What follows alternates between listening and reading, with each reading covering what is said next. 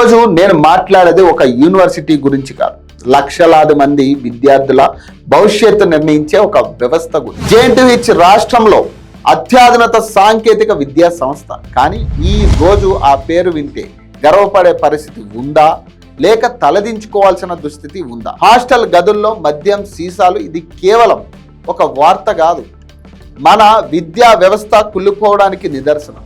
ఒక జర్నలిస్టుగా ఈ సమాజం పక్షాన నేను అడుగుతున్నాను, మన పిల్లలను మనం ఎక్కడికి పంపుతున్నాం? గతంలో కూడా ఈ క్యాంపస్ మీద ఎన్నో ఆరోపణలు వచ్చాయి. ఫీజుల దోపిడీ నుంచి అక్రమ నియామకాల వరకు, ఎగ్జామ్ పేపర్ లీకేజీల నుంచి ఇప్పుడు హాస్టల్లో బీర్ బాటిల్స్ వరకు. ఇవన్నీ వింటుంటే ఒక విషయం అర్థమవుతుంది, ఇక్కడ జరుగుతున్నది తనిఖీ కాదు, కాలయాపన.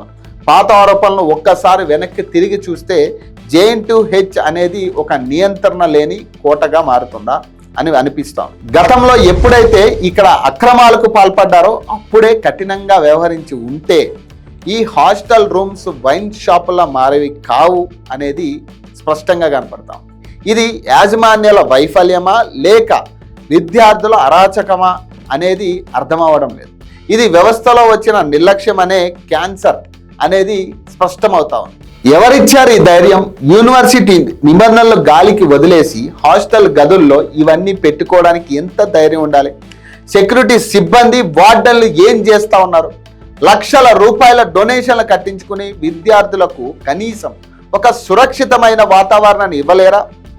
మీరు విద్యా సంస్థలు నడుపుతా ఉన్నారా లేక వ్యాపార కేంద్రాలు నడుపుతున్నారా?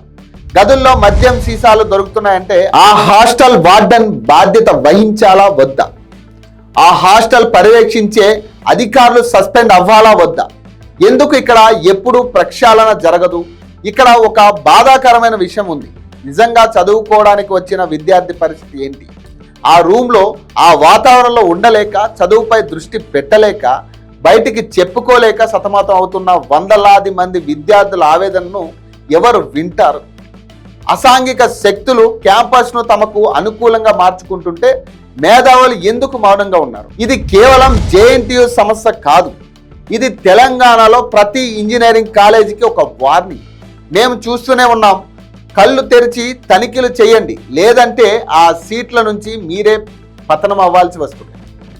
అది గుర్తుపెట్టుకోండి.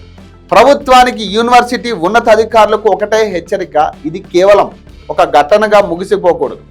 కఠినమైన చర్యలు ఉండాలి. విద్యార్థి మనసులో ఎవరైనా అరాచకాలు చేస్తే వారిపై కఠినమైన క్రిమినల్ కేసులు నమోదు చేయాలి. రాజకీయ అండదండలు ఉన్నాయన్న అహంకారంతో ఉంటే ఆ అహంకారాన్ని ప్రజలే తుడిచిపెట్టే రోజులు దగ్గరలోనే ఉంది. విద్య అనేది ఓ సంస్కారం, దాన్ని కాపాడుకునే బాధ్యత యూనివర్సిటీదే.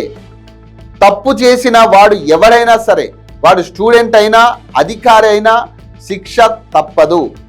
ఈరోజు జేఎన్టీయూను నేను వేలెత్తి చూపుతున్నానంటే రేపు మీరు బాగుపడతారనే ఆశతో ఇంకా చేయకండి, క్యాంపస్ను బాగు చేయండి. లేదంటే ఆ గదుల్లో బాటిల్ కాదు, ఆ వ్యవస్థే కుళ్ళిపోతుంది.